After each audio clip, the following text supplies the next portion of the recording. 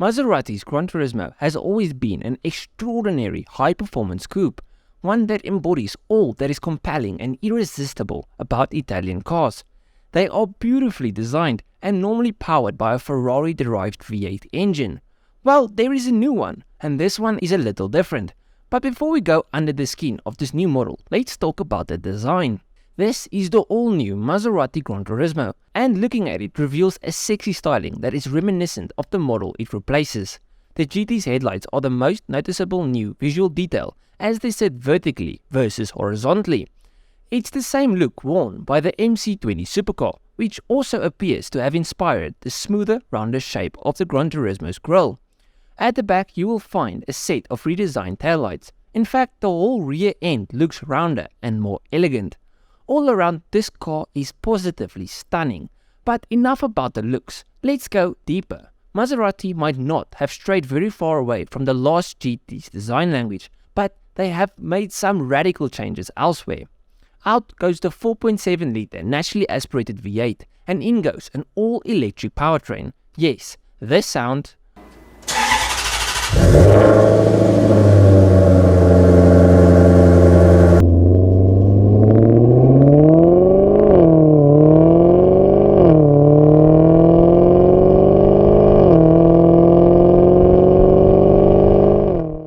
will be replaced by this,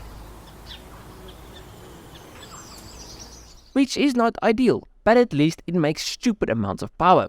You see, the new Maserati Folgore, meaning lightning in Italian, is powered by 3 radial flux electric motors, 1 in the front powering the front wheels and 2 on the rear axle.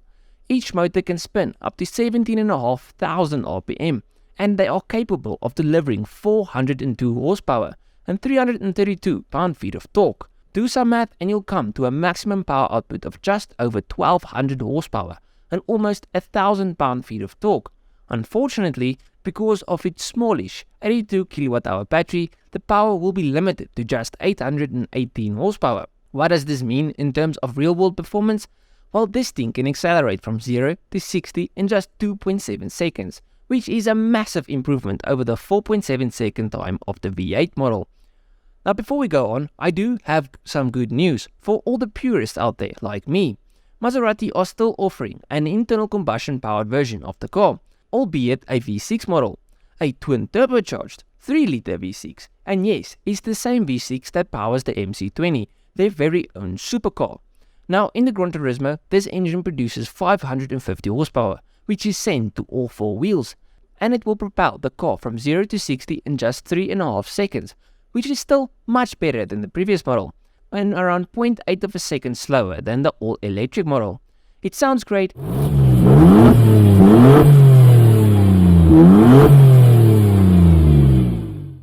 it's fast, and it's beautiful. If I had to choose, I would most probably take this one. But back to the Folgore. Let's talk about the kryptonite of all EVs, range and charging times. Maserati engineered the Folgore to be a performance weapon, so range wasn't really a priority.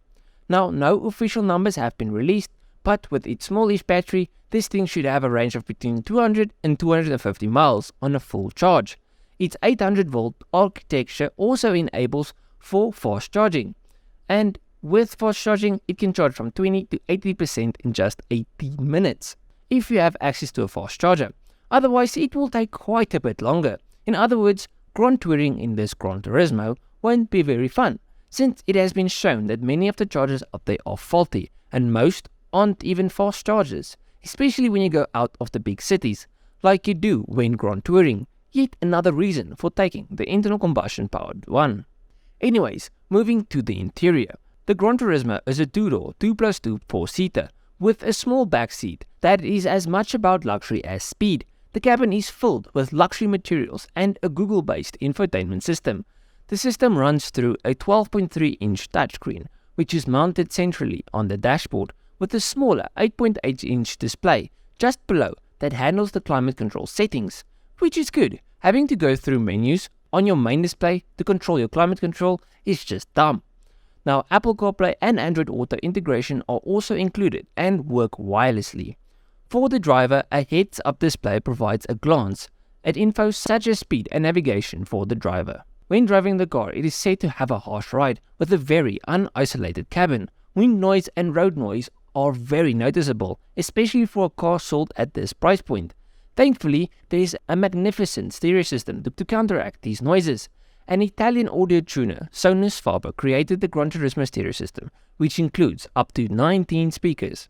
And both models are pretty much identical on the inside.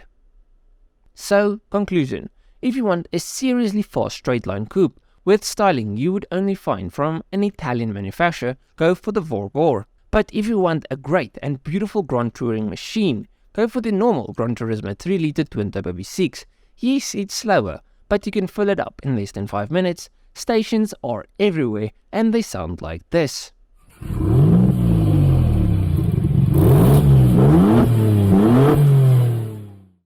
But let me know what you think. Do you agree with me? Do you disagree? Let me know down below. If you like this video, please leave a like and subscribe to the channel. If you did like this video, you'll like my other stuff, so just go through it, see if there's something else you like. I'll check you guys in the next one. Cheers, eh?